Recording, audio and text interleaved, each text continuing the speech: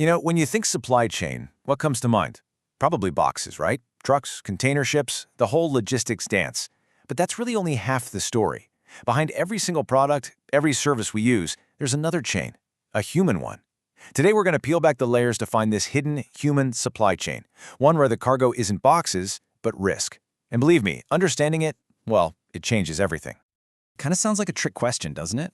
But just think about it for a second. That phone in your pocket, its journey started with a miner, maybe extracting cobalt in some really dangerous conditions. Then there's a factory worker assembling all the tiny components. And it doesn't even stop there. What about the cleaning crew that sanitized the designer's office last night? See, every single link in that chain is a person, a human being, and each one is exposed to their own unique set of risks. All right, so to really unpack all of this, we've got a roadmap. First, we'll break down what these two faces of the supply chain actually are. Then, we're going to trace the hidden dangers, first along the path of goods, and then the path of services. After that, we'll get into how companies can actually control these risks. And finally, we'll take a quick peek at what the future of safety looks like. Okay, let's dive right into the main idea here. Every single business, and I mean every business, is actually juggling two supply chains at the same time, whether they realize it or not. One of them is pretty obvious, easy to track, but the other? It's a hidden network of people, and that, right there, is where things get really complicated. And here they are, side by side. On one hand, you've got the supplier's chain. This is the one we all know, the physical stuff, goods moving from a factory to a warehouse. Simple enough. But on the other side, you've got the contractor's chain. This is the one we often forget about. It's the flow of specialized labor. The IT folks who fix our computers, the maintenance crews, the security team.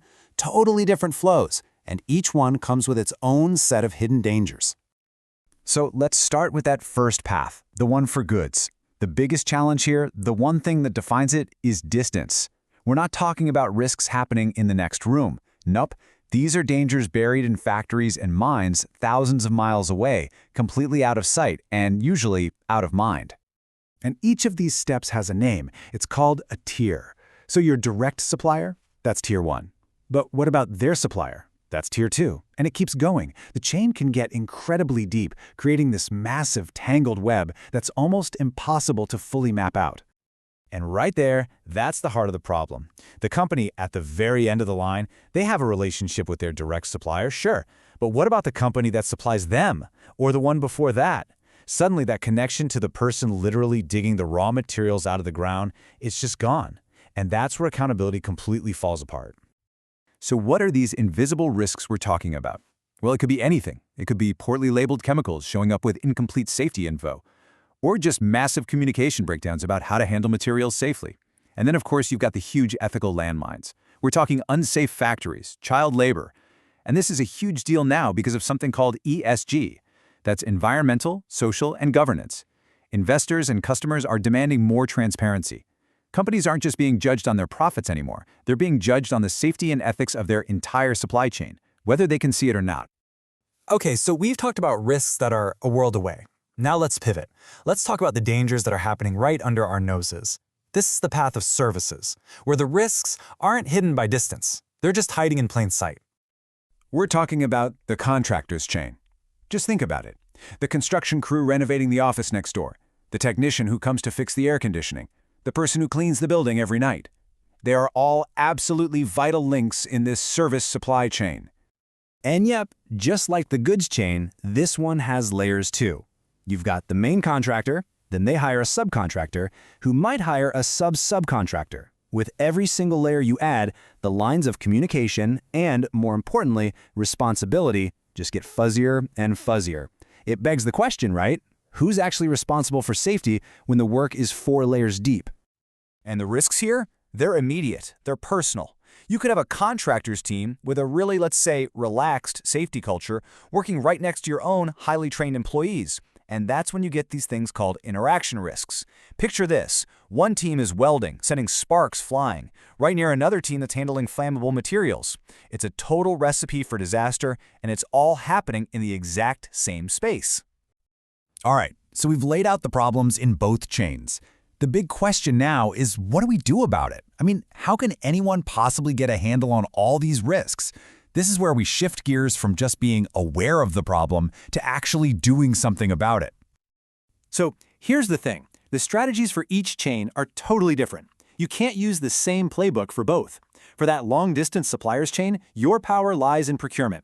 That means you have to bake safety requirements right into the contracts, you have to conduct serious audits.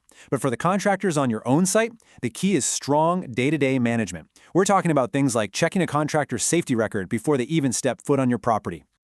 And a really effective system for managing contractors looks kind of like a continuous loop. It all starts with pre-qualification. Then, once they're approved, they get a site-specific induction so they know the unique hazards. While the work is happening, there has to be active supervision. You can't just let them be. And this is crucial, it ends with an evaluation. You review their performance, and that info feeds right back into who you decide to pre-qualify for the next job. It's a constant cycle of getting better and safer. And this really cuts to the core of it all. Safety isn't just the contractor's problem, and it's not just the host company's problem. It is their problem, together. The source material puts it perfectly. Responsibilities are shared. Both sides have to work together to coordinate and control the risks, period. Okay, last section. Let's look ahead for a minute, because the whole world of work is changing, like right under our feet. And just as we're starting to get a handle on today's risks, a whole new wave of challenges is already on the horizon. We're seeing a few big trends all crashing together at once. You've got this intense pressure to cut costs, which often means hiring the cheapest contractor, not necessarily the safest one. This can bring in migrant labor, creating language and training barriers, and all of this is being supercharged by the gig economy, right? Where temporary workers are hired through an app with practically zero traditional safety oversight. These are the new frontiers of workplace safety. So after all that complexity, if there's one thing you take away from this, what should it be? It all comes down to a single number, 2. There are 2 distinct supply chains, one for goods and one for services. If you ignore either one, you're only seeing half the picture. You're only seeing half the risk. And that really brings us to the most important point of all. For decades, whenever people talked about supply chains, the words were always efficiency, cost, speed. But that's the wrong way to look at it. If we just shift our perspective a little bit, we see that supply chains have always been about one thing: people. So I'll leave you with a question to chew on. Think about your day so far. From the coffee you drank this morning to the app you just used on your phone, what unseen human risks are you accepting, maybe without even realizing it?